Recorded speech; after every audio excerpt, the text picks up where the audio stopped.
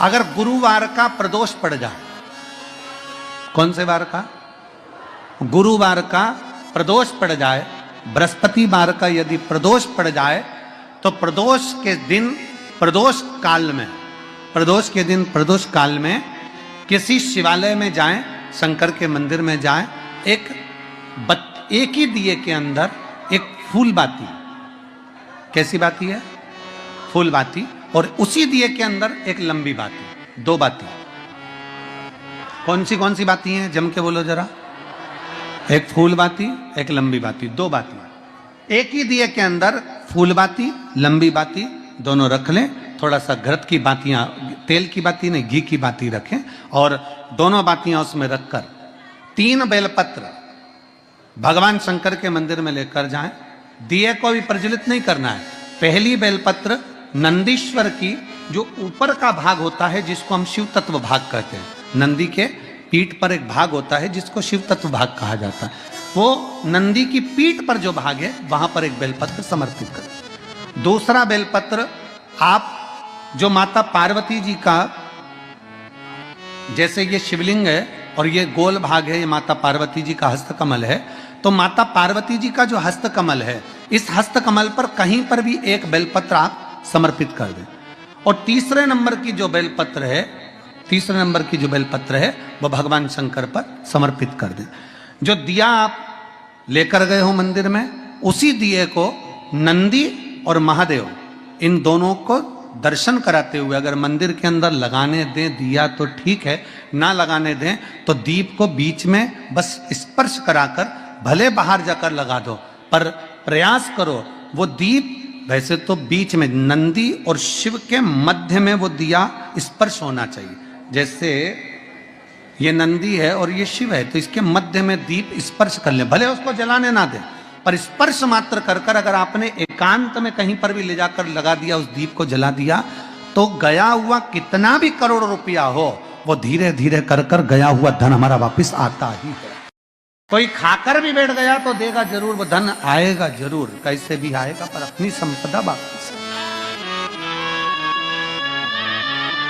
शिव तत्व की प्राप्ति है, भगवान शंकर की प्राप्ति। सबका किया है मेरा भी उद्धार कीजिए, उद्धार कीजिए, है त्रिपुंडधारी, है त्रिशूलधारी। आप दिल से जब बाबा से कहेंगे, अपने मन से जब भगवान को प्रार्थना करेंगे, अपने हृदय से जब शिव को पुकारेंगे, क्यों ना मिलेगा? गया हुआ धन केवल चौखट पर स्पर्श मात्र करा था पारो के पुत्र ने, और स्पर्श मात्र करने से उसका पूरा, घर से लड़कर नहीं, झगड़कर नहीं, क्लेश कर कर नहीं। अगर घर में लड़ाई भी हो गई ना, झगड़ा हो गया, तो थोड़ा रुक जाओ, अब थोड़ी देर से जाऊंगी, पर मुख उतार कर झगड़ा करके लोटा लेके भाग के शंकर के मंदिर नहीं जाऊंगी। चाय रख दी चूल्हा पे, इतनी देर में चाय तपेगी, जब तक मैं लोटा घर जल चढ़ा के आती हूं। शंकर भगवान टेंशन में हो गए, चाय देखूं कि तुझे देखूं। शिव जी टेंशन, तू तो चाय रखकर चली गई, किसके भरोसे? चाय रखकर किसके भरोसे गई? अरे भाई, शिव महापुराण की कथा कहती है, जितनी देर हम भगवान के मंदिर में रहते हैं, जितनी देर हम परमात्मा की शरणागति में रहते हैं, उतनी देर परमात्मा को तुम्हारे घर की चौकीदारी करना पड़ती है।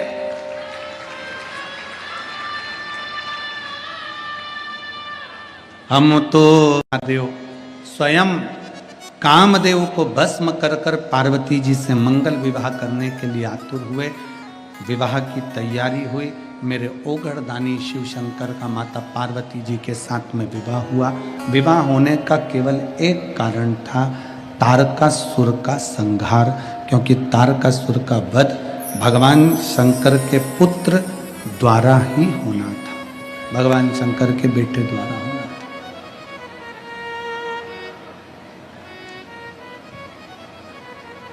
तारकासुर का संहार,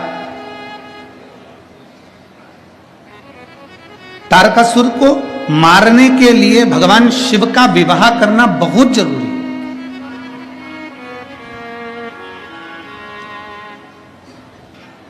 अगर विवाह नहीं हुआ, क्योंकि तारकासुर ने वर ही यही मांगा है, अगर मरूं तो शिव के पुत्र द्वारा मरूं। आपको पहले भी कथाओं में कहा कि भगवान शंकर का कोई द्रोही नहीं है, भगवान शंकर का कोई दुश्मन नहीं है, भगवान शंकर का कोई विरोधी नहीं है। शंकर भगवान के सब पक्ष वाले हैं, शिव का कोई विरोधी नहीं।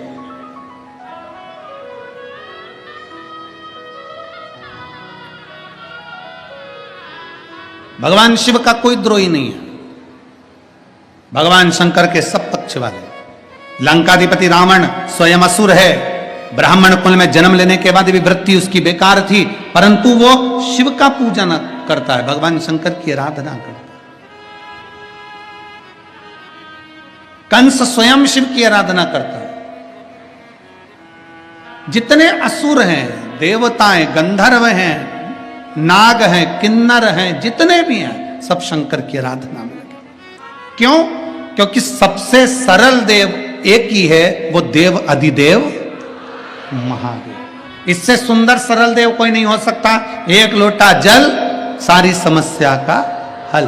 अब आप शंकर भगवान को पूजन में क्या लेकर जाएं? कोई कहे चंदन ले जाओ, कोई के अगर ले जाओ, कोई के कपूर ले जाओ, कोई के तगर ले जाओ, कोई के ये ले जाओ, कोई के वो ले जाओ।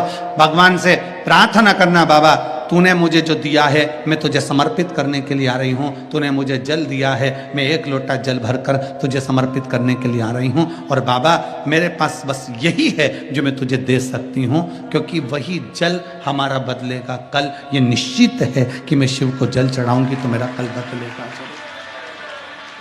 जाया करो अपने नजदीक के शिवालय में, अपने नजदीक के शिव मंदिर में, अपने पास के शंकर के मंदिर में प्रतिदिन जाओ।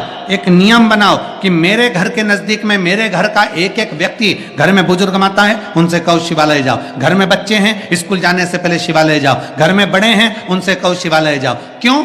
क्या गुरुजी हम अकेले अगर शंकर जी को जल चढ़ाएंगे तो क्या हमारे पूरे परिवार वालों को नहीं मिलेगा? मिल जाएगा, पर अपने कर्म गति का भोग अपने को भोगना है। कल कथा में कहा था सिर आपका दुखा है, दवाई आपको खाना है। इसमें अगर तुम्हारा सिर दुखे और तुम सियोर वाले महाराज को दवाई खिलाओ तो सियोर वाले महाराज क्यों खाएगा भैया? क्योंकि दवाई खा के मैं क्या करूंगा? मेरा थोड़ी ना सिर दुख रहा है, सिर तुम्हारा दुख रहा है, पेट तुम्हारा दुख रहा है, पड़ोसन को दवाई खिला रहे हो। ऐसा काम नहीं। अगर दुख आया है, परिवार में तकलीफ आई है, परिवार में कष्ट आया है, कई माताएं कहती गुरुजी ऐसा ऐसा हो गया। हाँ, जब बहुत ज्यादा अवस्था गड़बड़ होती है तब शंकर के मंदिर में कोई भी जाएगा, शिव से प्रार्थना करेगा, बाबा स्वीकार करेगा। एक पत्र है,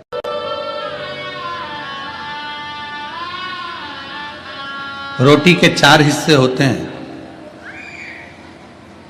सबसे पहले नंबर की रोटी किसकी बनती है? जम के बोलो जरा, जम के, गाय। दूसरे नंबर की रोटी बनती है भगवान की, तीसरे नंबर की रोटी बनती है गुरु की, और आखिरी नंबर की रोटी बनती है, जम के बोलो, कुत्ता की, स्वान की। ठीक है? रोटी के 4 हिस्से हैं। पहले नंबर की रोटी आज के समय में गौ माता के मुख में नहीं जाती। क्यों? क्योंकि बड़े बड़े शहरों में गाय नहीं मिलती, बड़ी बड़ी सिटियों में गौ माता मिलती नहीं है, टाइम इतना है नहीं कि एक भी रोटी एक्स्ट्रा रखी जाए, उतनी बनाई जाए जितनी खाई जाए। तो सबसे पहली रोटी पति कहता है कि जल्दी से मुझे रोटी दे, मुझे ऑफिस जाना है। सबसे पहली रोटी बनती है और वो पति के मुख में जाती है। गाय की हिस्से की खा गया, इसलिए गाय जैसा हो गया बेचारा, गाय जैसा एकदम गौ माता। पत्नी ने कहा यहाँ बैठ जाओ, हाओ। पत्नी बोली ऐसा कर लो, हाओ। पत्नी बोली वैसा कर लो, हाओ। गाय जैसा हो गया, क्योंकि गाय के हिस्से की खा गया। दूसरे नंबर की है भगवान की और तीसरे नंबर की है गुरु की। बच्चे ने कहा मम्मी टिफिन दे, मेरे को स्कूल जाना है। माँ ने जो दूसरी तीसरी रोटी थी गुरु के हिस्से वाली, वो टिफिन में रख दी। इतना इतना सा बच्चा ने वो गुरु के हिस्से की रोटी खा ली, जितना तो घर का बुढ़ा नहीं बोले, औलाद इतनी बोले गुरु जैसा ज्ञान देती, क्योंकि गुरु के हिस्से की खा गए महाराज, गुरु के हिस्से। अब रोटी खाने के लिए सब माताएं बैठी और रोटी पड़ गई कम, तो इन्होंने सोचा आखिरी की बची है,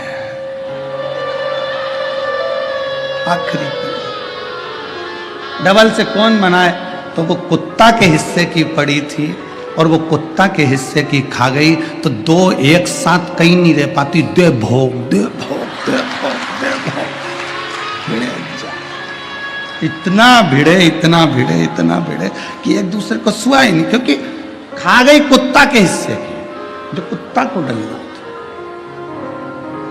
जैसे कुत्ता को देखकर कुत्ता नहीं सुहाता, उसी तरह कुत्ते के हिस्से की रोटी खाने वाला आपस में एक दूसरे को नहीं सुहाता। जितने किचन में होते हैं, रसोई घर में होते हैं, शब्द सुनकर भगवान शंकर के, जिन्होंने शंकर भगवान के मुख से कथा सुनी हो, तोते के बच्चे के रूप में अंडे में से बाहर निकलकर कथा जो सुने हो, वो तोते के बच्चा सुखदेव के रूप में जो प्रगटा हो, जिसने शिव जी के मुख से कथा सुनी हो, फिर उसको दूसरी कथा का स्मरण नहीं होता। जो एक बार भगवान शंकर की कथा में डूब जाता है ना, तो टीवी पर भी वो रिमोट लेकर वो शिव पुराण ही ढूंढता रहता है कि कब मिलेगी कथा सुन। कह दिया सुखदेव जी महाराज ने राजा परीक्षित से, परीक्षित सुन, तुझे 7 दिन मिले, 7वें दिन तक्षक नाग डसेगा। सारे महाराजों ने तुझसे कह दिया कि कथा हम तुझसे यज्ञ करवाएं, अनुष्ठान करवाएं, ये करवाएं वो करवाएं, पर मैं सुखदेव तुझसे कहता हूं, ये मत सोचना कि मैं तेरे प्राण बचा लूंगा। मरेगा तो तू पक्का, निश्चित है कि तुझे मरना है, पर इतना जरूर है कि मरते समय तुझे संसार का भान नहीं होगा, परमात्मा का भान होगा अगर मैं कथा सुना दूंगा। शिव महापुराण की कथा करती क्या है? शिव महापुराण की कथा बस यही करती है कि तुम्हारे दुख को शिव महापुराण की कथा काट नहीं सकती, तुम्हारी तकलीफ को नहीं काटेगी, तुम्हारे कष्ट को नहीं काटेगी। शिव महापुराण की कथा क्या करेगी? तुम्हें अंदर एक बल उत्पन्न करेगी। सामने अगर तुम्हारे दुख आ भी गया तो तुम्हें वो बल रहेगा कि उस दुख को तुम कैसे समाप्त कर सकते हो, कि शिव पुराण की कथा बता देगी। इसलिए सारी समस्या का हल एक लोटा जल, ये शिव महापुराण की कथा सारी समस्या, एक लोटा जल शिव महापुराण की कथा ये दे देती। आपके जीवन में जो तकलीफ, आपके जीवन में जो दुख, आपके जीवन में कष्ट, आपके जीवन में जो तकलीफ है, आपके जीवन में जो कष्ट है, आपके जीवन में जो दुख है, आपके जीवन में जो कष्ट तकलीफ दुख है, वो आपके जीवन का दुख तकलीफ कष्ट केवल आपके एक लोटा जल से मिट सकता है। आपके भीतर का भाव आप प्रकट करिए, शिव तत्व को अपने भीतर प्रकट करिए, अपने भीतर शिव तत्व को प्रकट करें।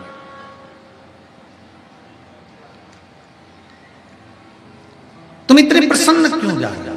तुम इतने प्रसन्न क्यों? वाह नमस्तुभ्यम दोस्तों, जैसे कि गुरुजी ने काशी में जो शिव महापुराण की कथा चल रही है, इसमें गुरुजी ने गुरुवार के प्रदोष के दिन का उपाय बताया, जो कि आपको प्रदोष काल में करना है, यानी कि शाम के समय जब प्रदोष काल लगता है तब एक घी का दीपक लेना है, उसमें गोल बाती रखना है और लंबी बाती रखना है, और 3 बेलपत्र जो आपको शिव नंदी पे समर्पित